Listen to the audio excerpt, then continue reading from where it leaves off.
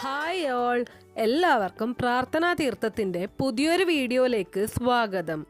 ഒരാളുടെ ആരോഗ്യവുമായി ബന്ധപ്പെട്ട് ഏറെ പ്രാധാന്യമർഹിക്കുന്ന ഒരു പ്രക്രിയയാണ് ഉറക്കം. ശരിയായ ഉറക്കം ആരോഗ്യപരമായ ജീവിതത്തിന് ഏറെ അത്യാവശ്യമാണ്. എന്നാൽ ജീവിത രീതിയിൽ തിരക്ക് വർദ്ധിച്ചതിനാൽ ഇന്ന് പലരും കൃത്യമായി ശ്രദ്ധ നൽകാത്തതും ഉറക്കത്തിൻ്റെ കാര്യത്തിലാണ്. ചിലർ ആവശ്യത്തിലേറെ ഉറങ്ങുമ്പോൾ ചിലർക്ക് ഉറങ്ങാനേ സമയം ലഭിക്കാറില്ല. മറ്റു ചിലരാകട്ടെ പലപ്പോഴും വൈകി ഉറങ്ങി വളരെ താമസിച്ച് ഉണരുന്ന ഒരു രീതി പിന്തുടരുന്നവരുമായിരിക്കും. ഉറങ്ങുന്നതിന് ഹൈന്ദവതയിൽ ചില വിധികളുണ്ട്. എത്ര പേർ ഇന്ന് അവ പിന്തുടരുന്നു എന്നത് ചോദ്യമാണെങ്കിലും ഒന്ന് ശ്രദ്ധിച്ചാൽ ഇത്തരം കാര്യങ്ങൾ നമ്മുടെ ജീവിതത്തിൽ മികച്ച മാറ്റങ്ങൾ വരുത്തുമെന്നുള്ളതാണ് യാഥാർത്ഥ്യം. ജ്യോതിശാസ്ത്രപരമായും ശാസ്ത്രീയമായും അത്രത്തോളം പ്രാധാന്യമുള്ളതാണ് നമ്മൾ എങ്ങനെ ഉറങ്ങുന്നു, ഏത് ദിശയിൽ തലവെച്ച് കിടക്കുന്നു എന്ന കാര്യം. ശാസ്ത്രമനുസരിച്ച് നല്ലതുപോലെ ഉറക്കം വന്നതിന് ശേഷം മാത്രമേ ഉറങ്ങാൻ പോകാവൂ എന്നാണ്. രാത്രി അരവയർ മാത്രമേ ആഹാരം പാടുള്ളൂ. ഫലവർഗ്ഗങ്ങൾ കഴിക്കുന്നതാണ് ഏറ്റവും നല്ലത്. കിടക്കുന്നതിന് മുൻപ് കാൽ കഴുകണം. അന്നേ ദിവസം തനിക്കുണ്ടായ തെറ്റുകൾ, കുറ്റങ്ങൾ പൊറുക്കുന്നതിനും നല്ലൊരു ദിവസം സമ്മാനിച്ചതിനും ഈശ്വരനോട് നന്ദി പറയണം.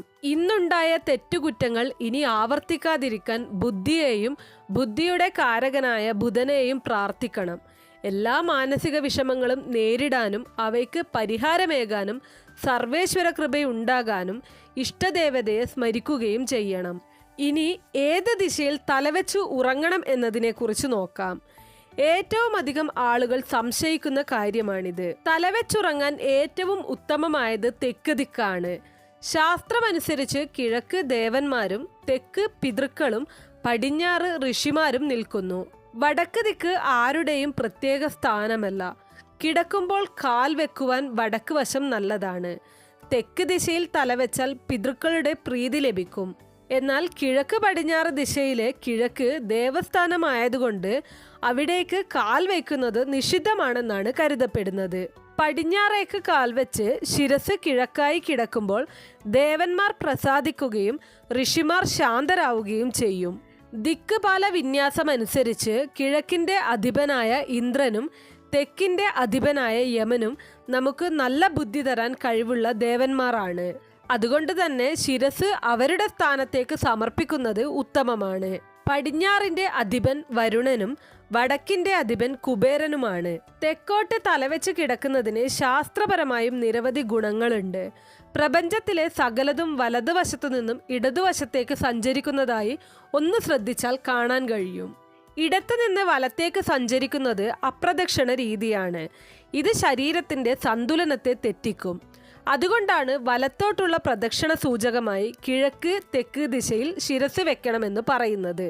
ഭൂമിയുടെ പരിക്രമണം പടിഞ്ഞാറ് നിന്ന് കിഴക്കോട്ടാണ്.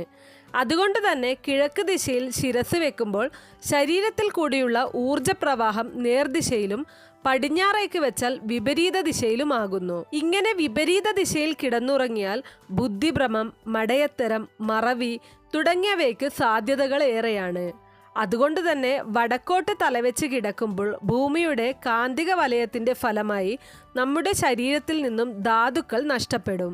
പുതിയ വീടുകൾ നിർമ്മിക്കുന്ന സമയത്ത് ഇങ്ങനെയുള്ള കാര്യങ്ങളൊക്കെ ഒന്ന് മനസ്സിലാക്കി ദിക്കുകൾ നോക്കി നിർമ്മാണം നടത്തുന്നതായിരിക്കും ഏറ്റവും ഉത്തമം. ഭാഗ്യദിശയിൽ തലവെച്ചുറങ്ങിയാൽ ആരോഗ്യപരമായി ഗുണകരമാകുമെന്നതാണ് നേട്ടം. അതുകൊണ്ട് തന്നെ തെക്ക് ദിശയെ ഇനി മരണപ്പെട്ടവരുടെ ദിക്കായി കണ്ട് മാറ്റി നിർത്തേണ്ടതില്ല. ഭൂമിക്ക് ഏറ്റവും കൂടുതൽ ആകർഷണമുള്ളത് തെക്ക് വടക്ക് ദിശയിലാണ്. തെക്ക് ഭാഗത്തേക്ക് തലവെച്ചു കിടക്കണമെന്നാണ് ആചാര്യപക്ഷം.